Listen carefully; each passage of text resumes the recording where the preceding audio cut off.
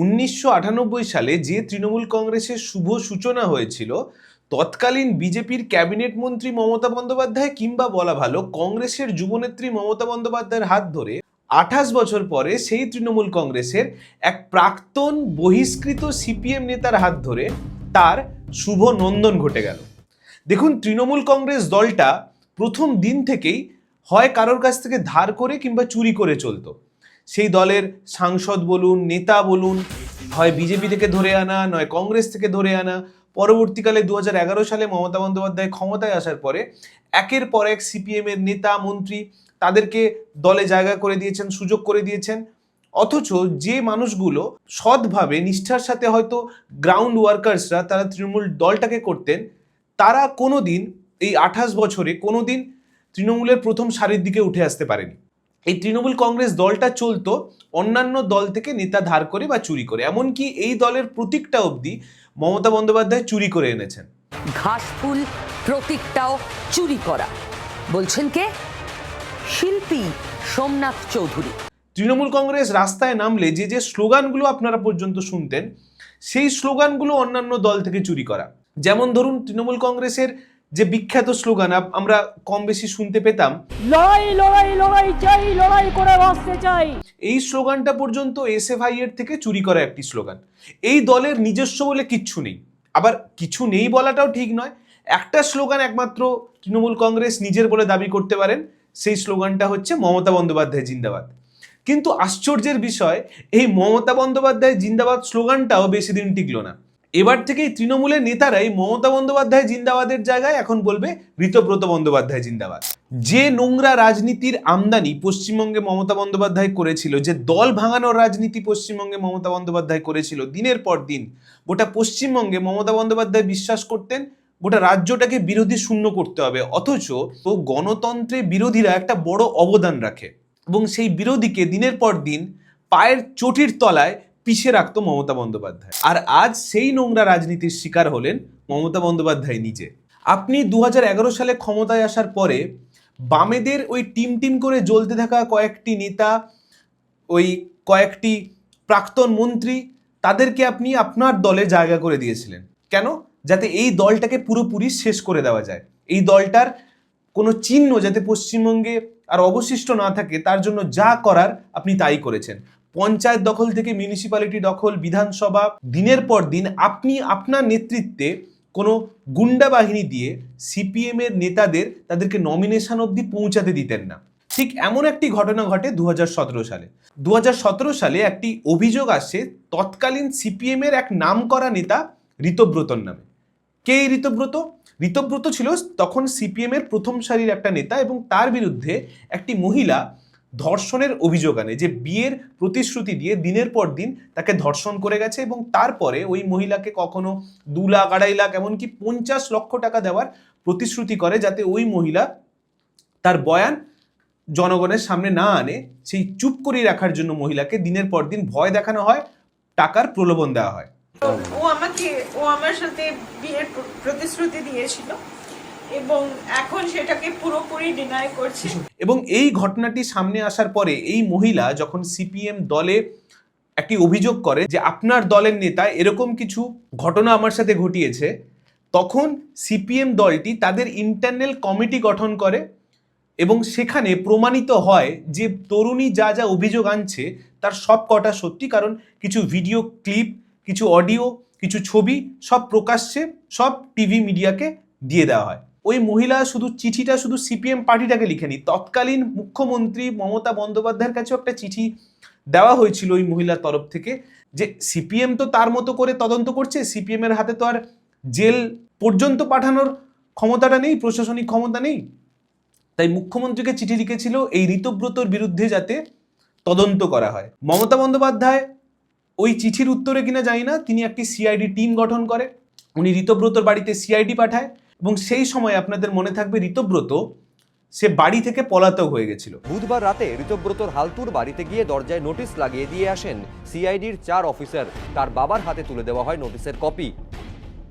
বাড়িতে ওনার মা বাবা আছেন, বাবা নোটিশটা নিয়েছেন, রিসিভ করেছেন, ব্যাস। আর কবে হাজিরার নির্দেশ? 13 তারিখ। এমনি বাড়ি থেকে কিছু জানানো হচ্ছে কোথায়? না, কোথায় আছে ওনারা জানেন না। এদিকে সিপিএম এর ইন্টারনাল কমিটি ঘোষণা করে যে ঋতব্রতকে দল থেকে বহিষ্কার করা হচ্ছে এবং এর সুযোগ নেন মমতা বন্দ্যোপাধ্যায়। যত সিআইডি তদন্ত, যত অভিযোগ ঋতব্রতর এগেনস্টে ছিল, তা সব কিছু নস্যাৎ করে দিয়ে ঋতব্রতকে দলে জায়গা করে দেন, নিজের দল তৃণমূল কংগ্রেসে জায়গা করে দেন মমতা বন্দ্যোপাধ্যায়। একটি ধর্ষক যার জায়গা জেলে হওয়ার কথা ছিল, তার জায়গা জেলে না হয়ে তৃণমূল কংগ্রেস দলটাই হলো। এবং এটাই তো দিনের পর দিন ধরে আমরা দেখে আসছি। আপনি ধর্ষক হলে, আপনি চোর হলে, আপনি দুর্নীতিগ্রস্ত মানুষ হলে আপনার জায়গা তৃণমূল কংগ্রেসে হবে, আপনার জায়গা কোনো কারাগারে হবে না। এবং ঠিক এটাই হয়েছিল ঋতব্রতের সাথে। দেখুন, একটা মহিলা, তার মধ্যে এইটুকু বিশ্বাস ছিল যে মমতা বন্দ্যোপাধ্যায় নিজেও একজন মহিলা হয়ে হয়তো এই অভিযোগটাকে গুরুত্ব দিয়ে দেখবেন, যে ধর্ষক তার সাজাটুকু, তার যা প্রাপ্য সাজা, তাকে সেইটা পাইয়ে দেবেন। এবং তার বদলে আমরা কি দেখলাম? শুধু দল ভাঙানোর রাজনীতিতে। এবং আপনারা জানবেন যে ঋতব্রত একসময় বুদ্ধদেব ভট্টাচার্যের খুব কাছের একজন ছাত্র ছিল বলা যায়। বুদ্ধদেব ভট্টাচার্যের হাত ধরে ঋতব্রত রাজনীতির প্রায় অনেকটা চূড়ায় শিখরে পৌঁছে গেছিল পশ্চিমবঙ্গে। মমতা বন্দ্যোপাধ্যায় শুধু বুদ্ধদেব ভট্টাচার্যের ইগোকে শেষ করবেন বলে ওই ঋতব্রতকে নিজের দলে আনলো। শুধু এইটা প্রমাণ করতে চেয়েছিলেন যে বুদ্ধদেব ভট্টাচার্যের কাছের সবচেয়ে মানুষটিও আজ আমি আমার দলে করে নিতে পেরেছি। পুরো সিপিএম দলটাকে এবারে শেষ করে আমরা ছাড়বো। তারপর পশ্চিমবঙ্গের জনগণ দেখলো যে যে ভিডিওতে একদিন ঋতব্রতকে বালিশ চাটতে দেখা যেত, মহিলাদের ভিডিও কলে জিভ নাড়িয়ে কি সব কারুকার্য শিল্পকলা করতে দেখা যেত, সেই জিভ দিয়ে তখন হঠাৎ করে মমতা বন্দ্যোপাধ্যায়ের চটিটাও চাটা শুরু করে দিয়েছে।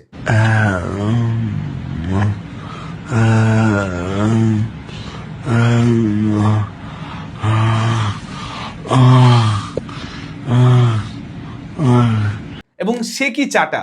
মমতা বন্দ্যোপাধ্যায়ের মধ্যে ঋতব্রত কোন দিন সকালে উঠে লেনিন দেখতে পেতেন, কিংবা কোন দিন সকালে উঠে চৈতন্য মহাপ্রভুকেও দেখতে পেতেন। লেনিনের সেই বিখ্যাত কথা যে politics begins where the masses are, এই কথাটা আমি খুব রন্ধ্রে রন্ধ্রে মমতা বন্দ্যোপাধ্যায়কে দেখে উপলব্ধি করেছি। চৈতন্যের উত্তরাধিকার কার হাতে সুরক্ষিত? আমি বলবো মমতা বন্দ্যোপাধ্যায়ের হাতে সুরক্ষিত। এবং এই চাটাচাটিতে মমতা বন্দ্যোপাধ্যায় এত খুশি হয়েছিলেন যে ঋতব্রতকে উনি রাজ্যসভা অবধি পাঠিয়ে দিলেন এবং তাকে তৃণমূলের শ্রমিক সংগঠনের নেতাও বানিয়ে দিলেন। এবং 2026 সালে আপনারা জানেন, উলুবেড়িয়া থেকে বিধানসভার টিকিটটা অবধি ঋতব্রতর হাতে তুলে দিলেন মমতা বন্দ্যোপাধ্যায় এবং তার দল তৃণমূল কংগ্রেস। কি দরকার ছিল বলুন তো? টিম টিম করে জ্বলতে থাকা সিপিএম দলটি, যাদের হাতে প্রশাসনিক কোনো ক্ষমতা ছিল না, তারা তাদের প্রায় সর্বোচ্চ একটি নেতাকে বহিষ্কার করে দেখিয়ে দিতে পারলো যে আইন কিভাবে চলা উচিত। অথচ আপনি প্রশাসনে থেকে আপনার যে দায়িত্বটুকু, সেদিন সেটা পালন করেননি।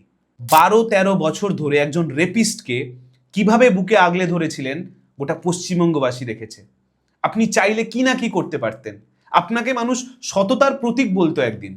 আপনি সেই মহিলা যিনি একদিন ক্ষমতার দম্ভ দেখিয়ে পুলিশকে বলেছিলেন চাপকানো উচিত।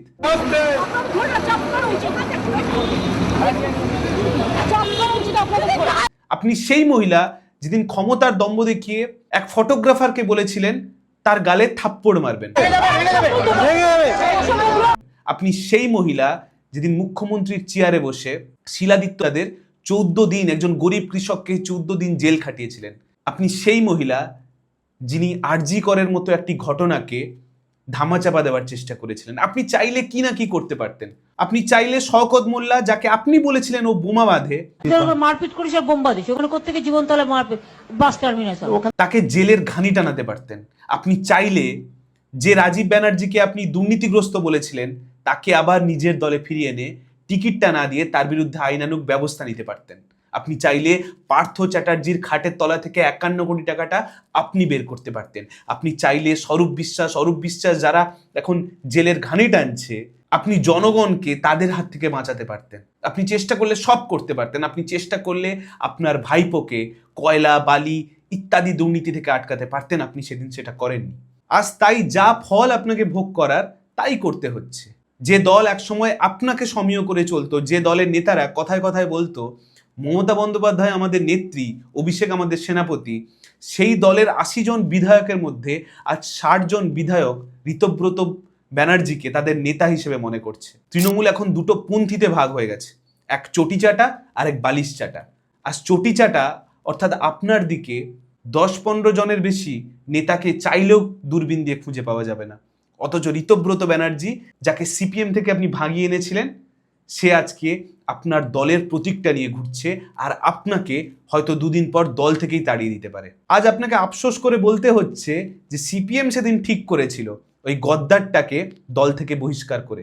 সিপিএম দল করত, নীতিহীন একজন, আমাদের ভুল হয়েছে তাকে টিকিট দেওয়া, পায়ে পড়েছিল এসে, সেদিন বাঁচানো সিপিএম ঠিক করেছিল। সিপিএম অনেক কিছু ঠিক করেছিল, বিশ্বাস করুন। সিপিএম সেদিন সিঙ্গুরটাও ঠিক করেছিল, সিপিএম সেদিন নন্দীগ্রামটা ঠিক করেছিল। আর ভুল সেদিন আপনি করেছিলেন সিঙ্গুরকে আটকে, নন্দীগ্রামকে আটকে। ভুল সেদিন আপনি করেছিলেন এই ধর্ষককে জেলে না ঢুকিয়ে আপনার দলের জায়গা করে দিয়েছিলেন। ভুল সেদিন আপনি করেছিলেন। আজ আপনি আপনার টালির চালায় শুয়ে রাত্রেবেলা হয়তো ভাববেন গৌতম দেব যে কথাটা বলে গেছিলেন যে আপনার দল, মমতা বন্দ্যোপাধ্যায়ের দল একদিন ধ্বংস হবে, সেই ধ্বংসটা গৌতম দেব আর মমতা বন্দ্যোপাধ্যায় আপনারা দুজন বেঁচে থাকতে থাকতেই দেখে যাচ্ছেন। একটা চিফ মিনিস্টার যদি এত মিথ্যেবাদী হয়, how she can run the state? Neither she can run the state, not she can run the party. Party ধ্বংস হবে, তার সমস্ত সিমটম দেখা যাচ্ছে। বুদ্ধদেব ভট্টাচার্য, জ্যোতি বসুরা শেষ দিন নিজের সাথে কিচ্ছু নিয়ে যাননি, শুধু মানুষের সম্মান, ভালোবাসা ছাড়া। আপনি হয়তো আপনার শেষ দিনে অনেক কিছু নিয়ে যাবেন, অনেক সম্পত্তি, অনেক বাড়ি, অনেক গাড়ি, কিন্তু এই মানুষের ভালোবাসা, এই জিনিসটা থেকে আপনি সারা জীবনের জন্য বঞ্চিত হয়ে গেছেন। শুধু সাধারণ মানুষের কাছে নয়, নিজের দলের নেতা কর্মীদের থেকেও আজ জীবন্ত অবস্থায় আপনি বঞ্চিত হয়ে আছেন। আজ আপনি একটা মিটিং ডাকলে, একটা মিছিল ডাকলে, সেখানে মানুষ আর ভিড় করে না আগের মতো।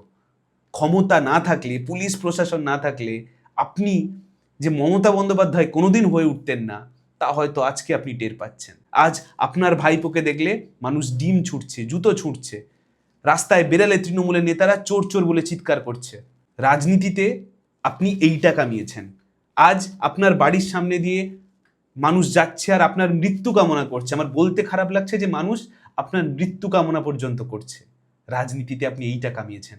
বুদ্ধদেব ভট্টাচার্য, জ্যোতি বসুরা, তারা ভালোবাসা কামিয়েছিল, তারা সম্মান কামিয়েছিল। আজ ভাগ্যের কি পরিহাস বলুন তো, আজ বর্তমান মুখ্যমন্ত্রী তিনি প্রাক্তন তৃণমূল, আজ বর্তমান বিরোধী দলনেতা তিনি প্রাক্তন বহিষ্কৃত সিপিএম, আর আজ আপনি মমতা বন্দ্যোপাধ্যায়, আপনি তৃণমূলেই প্রাক্তন।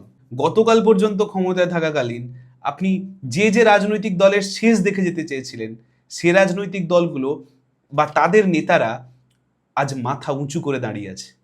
আর আজ আপনার নিজের দল তাসের ঘরের মতো একের পর এক ভেঙে পড়ছে। আজ আপনাকে, আজ তৃণমূলের মমতা বন্দ্যোপাধ্যায়কে তাদের দলের নেতাকর্মীরা একটি ইউজ অ্যান্ড থ্রো পেনের থেকে বেশি কিছু মনে করে না। আপনি ক্ষমতায় থাকাকালীন আপনাকে ওরা ব্যবহার করে নিয়েছে, আপনাকে আপনার ছবি ব্যবহার করে লুটে পুটে খেয়েছে।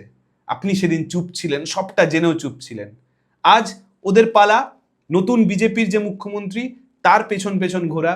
যদি তার কোনো ছবি নিয়ে আবার এরকম কিছু করা যায়, আমি জানি না ভবিষ্যৎ বলবে সেটা, কিন্তু আপনাকে ব্যবহার করা শেষ, তাই আপনাকে এখন ওরা ছুঁড়ে ফেলে দিয়েছে। আপনি একদিন প্রধানমন্ত্রী হওয়ার স্বপ্ন দেখেছিলেন, আজ আপনি ওই কালীঘাটের একটা পুজো কমিটিতে আপনার পাড়ার লোকেরা আপনাকে দেখে একটা চেয়ার পর্যন্ত ছেড়ে দেবে না। সময় সব কিছুর হিসাব নেয় মমতা বন্দ্যোপাধ্যায়। ওই হীরক রাজার দেশের মতো আজকে বলতে ইচ্ছে করছে, দড়ি ধরে মারো টান, রানী হলো খান খান। ধন্যবাদ, সবাই ভালো থাকবেন।